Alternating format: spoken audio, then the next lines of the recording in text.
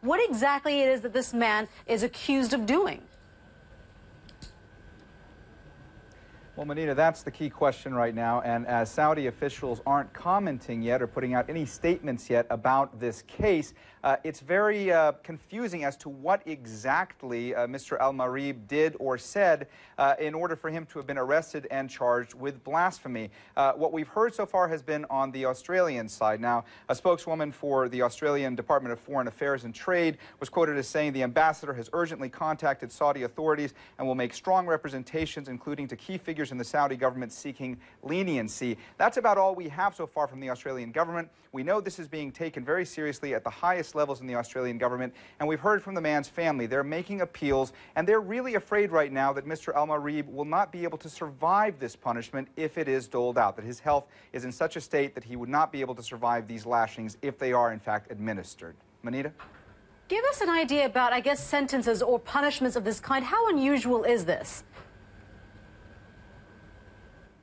Well, Manita, in Saudi Arabia, a sentence of lashing is not as unusual as one might think. We've seen several high-profile cases in the last several years, lashings being doled out as punishment.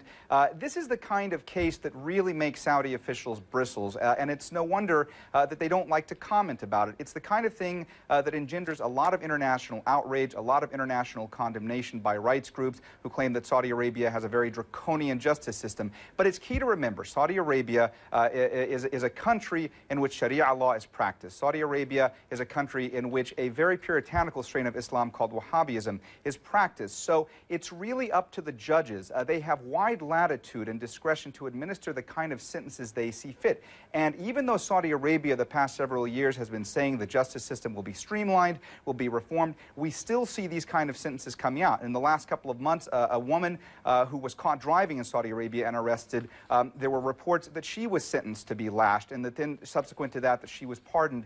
In these types of cases that engender a lot of international condemnation directed at Saudi Arabia, it's not uncommon to see the king make the case quietly go away or issue a pardon for that person. So it's yet to be seen what will happen here, but the fact that the Australian government is really making this public right now will certainly make Saudi officials, stand up, take notice, and it would not be a surprise to see this case somehow go away in the weeks or months to come.